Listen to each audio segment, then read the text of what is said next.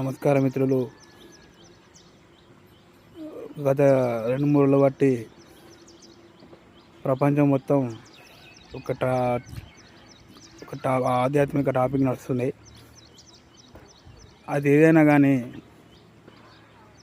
ఇది వాస్తవమో అవాస్తవమో కానీ